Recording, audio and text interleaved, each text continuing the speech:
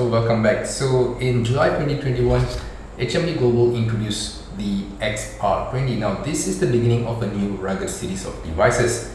Now as much as HMD Global would want this device to fly off the shelf, it actually didn't generate much interest in the mobile space. Partly because the price was on the higher side and the hardware powering this device was a very modest one. So I eventually got the XR20 much later when it was sold at half the price as a compensation for the Nokia 9POV users. And to be honest, my overall experience with the XR20 has been on the positive side. It is actually a really durable device, and Android One on this modest hardware does run pretty stable. But I do have some issue with the battery life, where it doesn't actually last more than a day under more reduced scenarios, and the camera could have been better. Despite being one of the last few devices to have Zeiss branding optics, the XR20 imaging was slightly underwhelming. Now these are the things that HMD Global tried to correct with the XR21, which was just announced recently in May. Now the XR21 is supposed to be an improvement over the XR20, but despite the changes in the processor and some of its offering, the XR21 is not called the XR30. So this is an interesting naming scheme by HMD Global, but towards the end of the video you will be able to sort of understand why HMD Global decided to name this XR21 and not XR30. So before I actually got this device, by just reading the specification, I thought that this device is more like a ruggedized version of the G60, which has quite similar hardware specification, similar display and whatnot. But after spending some time with it, I realized that this device is actually a mixture between the G60 and X30 in certain aspect and has a twist of its own.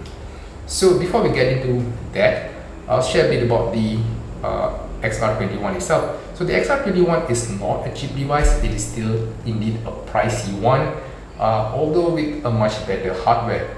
Now having said that, the device is sold at a much more cheaper price in the US market. It's also available in UK and also in Australia. But I think that the overall package is much more valuable if you purchase it from UK, because now you get them not only at 10% discounted price, but it's also bundled with the Nokia Clarity earbuds. Now I have done review on the Pro version of the Clarity earbuds, and this is the best earbud made by HMD Global, and it is comparable to the performance of the earbuds made by Richco, the Nokia P3600. So the non-Pro version does not have active noise cancellation, but pretty much everything else is the same. So I do hope you watch my review on the Nokia Clarity Pro, and it is definitely a significantly better earbud compared to the ones offered in US, the Nokia XR21, which in my opinion is one of the worst earbuds made by HMD Global. So moving aside, the theme around this time is still being eco-friendly, and HMD Global is continuing the trend with its revamped packaging. So similar to the packaging on X30, the XR21 also comes with an eco-friendly package, as you can see here. Now this packaging is a very minimalistic approach, not much details of the device is written there. You can see some information on the 4 years security updates, 3 years of OS updates, and some description that the chassis is now made of 100% aluminium. So some brief description inside. We've got a single pamphlet as opposed to the multiple bundles of papers that we were sold with previously. So this is a good move. We've got a SIM injector tool, which is handy definitely, as you can see. And one strange decision is the inclusion of a USB-C to USB-C cable as opposed to USB 2.0 to USB-C. So strange decision, but that's what you get. So no brick charger included. You don't get the additional screen protector or case with this device. So let's move on to the evolution of XR21 from XR20. What makes it different? Now the XR20, unlike any of its predecessor, does not share a similar design other than the centrally placed camera module. This is one of the last few Nokia devices with Zeiss branding optics. This device is heavy, chunky, and using it one-handed for a long period of time does get a little bit uncomfortable. So the XR21 tries to better it by having a smaller dimension. It is also much lighter. The curves around the device are slightly more subtler. so you do have a better experience holding it one-handed for a long period of time. Both of them have a plastic rear which are textured to give you this satisfactory grip. Now I would say that the in-hand experience of the XR21 is definitely better, but what's amazing here is despite being thinner, despite being lighter, the XR21 offers the same amount of rigidity, ruggedness as the XR20, and it also gives you more in terms of the IP rating. So this comes with IP69 protection as opposed to the IP68 on the XR20. Both devices retain the 3.5mm head jack, pretty much a standard layout on both these devices. But I have to comment on the fingerprint scanner. So similar to the XR20, the fingerprint scanner here is embedded in the power button. It is accurate, it is responsive, but it's not as fast as the current modern generation of devices. So a tad slower, but still reliable. Now, a smaller device means a smaller display. So this is one key area where the XR21 is slightly different than the XR20. Both the devices have a Full HD Plus display, but the XR21 now comes with 120Hz fast refresh rate. So what happens here is that you've got a screen which is more fluid, so your daily interactions with the device is much more smoother. Gaming experience will definitely be better on the XR21, and since it is an adaptive refresh rate, you can experience this with a much more optimized performance. So I would say that the quality of the display is the same. It's just that the XR21 has a fast refresh rate. In terms of the color reproduction, they are the same. Now, one thing interesting is that though both are Full HD Plus, the XR20 being slightly smaller, it has a slightly higher pixel per inch count. But you might think that it is not really significant, but putting the device side by side, you can appreciate that the XR21 has a slightly sharper display. Now, as I said earlier, some aspect of the device reminds me of Nokia G60, but to be honest, the display on the G60 and the XR21 are different despite both being LCD display with 120Hz. I'll make a separate short video on the display differences. I do hope you watch that to understand more what I'm saying. Now, the third key difference between both these devices are definitely the hardware powering the device. Both have 6GB of RAM, 128GB of storage. The XR20 is powered by the Snapdragon 480 based on an 8nm chip. The XR21 is powered by Snapdragon 695 based on a 6nm chip, so it is more efficient in that sense. Now, one thing strange is the omission of an expandable storage with the XR21. So this is one of the decisions made by HMD Global that actually doesn't make sense, because at one side you want this device to be durable, to last long, to be used for a long period of time, but at the same time you are limiting the memory option. So probably a wiser move would be to sort of include the XR21 into the Google program to allow photos taken by the device to be at least uploaded without counting into the storage of the user. So that is one key area that I do hope to see some changes.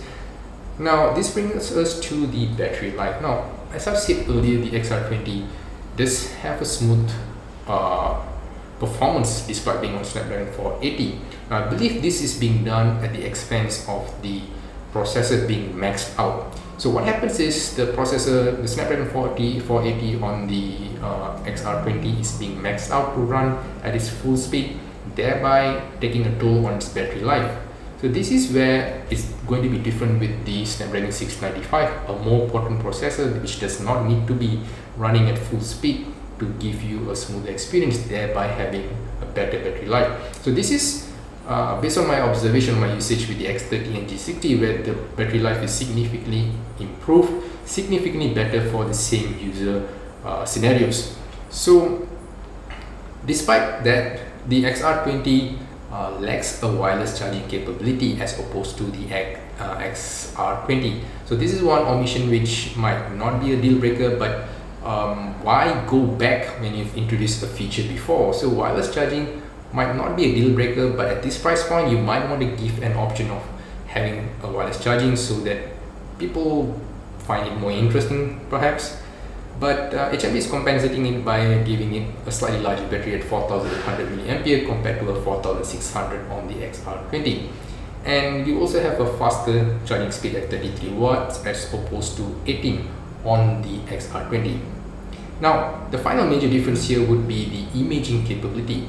Of course, the XR21 has a larger primary sensor, 64 megapixel, a smaller ultra-wide sensor at 8 megapixel, a larger front-facing camera at 16 megapixel. But that is not what's interesting here. The interesting fact here is that it is using the new algorithm, the much improved algorithm with the newer night mode algorithm which was introduced with the G60 and the X30. And I would say that the camera performance here should be somewhat equivalent to the X30 because the software is more closer to the X30 as opposed to the G60. Here what we get is a full suite of experience, especially when it comes to night mode, where you get the options of the tripod, dark vision and the standard night mode available not only for the primary sensor but also for the ultra wide sensor. This was somewhat limited with the Nokia G60. And also you also have speed warp, you've got ultra steady video shot with the Nokia XR21 similar to the X30. But having said that, this it still lacks to the 4K recording. That is a cheap limitation. Now, based on my overall experience with the Nokia XR21, it is a durable phone with a significant upgrade in certain areas, but it also lacks certain key things, expandable storage being one, wireless charging for some, and I have some issues with the speaker. The speaker is loud, louder than any other Nokia devices before, but at the same time the speaker starts to have this sort of cracking sound at maximum volume, especially the top speaker here. And the speaker is so loud that the vibration can be felt in the entire device, especially if you're holding and maxing out the volume. You can actually feel the vibration from the speaker. So I do hope there's some fix coming to issued by HMD Global to fix this so that the experience is better overall. And a couple of things which is interesting with this device is that you've got two programmable key, the one key, the red key on top, and the left key here, which gives you more personal touch to the device. So this is one of the things that I like with the XR20 because I assign the top red button to specifically do a certain task, which is easier than just going through the settings and having multiple buttons tapped to execute it. You can just do it with a single tap. So on the XR21 you've got both that available on these buttons here. Now, having said all that, it is still new for me to decide much on this device for now. I'm going to be using this device for some time, and I'll be sharing my update live, especially in Twitter, on the go updates on my Twitter account. I'll share the link in the description side, and I'll be definitely be testing the camera performance more extensively and see whether this device can be a better replacement than the XR20. I think that the camera performance will be somewhat closer to the X30, and like I said earlier, the smaller ultra-wide sensor is not much of concern to me because with the new fusion algorithm, a lot of the inputs are from the primary sensor, especially the images in the center side. So you're going to get a sharper image despite having a smaller ultra-wide sensor. So stay tuned, do subscribe if you find the videos interesting, and definitely help my channel to grow. And at the same time, do keep in touch. If you have any questions, you can put it up in the comment section below. If you have XR21, do shout out. If you have noticed some issue with the XR21, do comment so that Nokia could at least take note. So till then, I hope to see you again. Do take care and stay safe.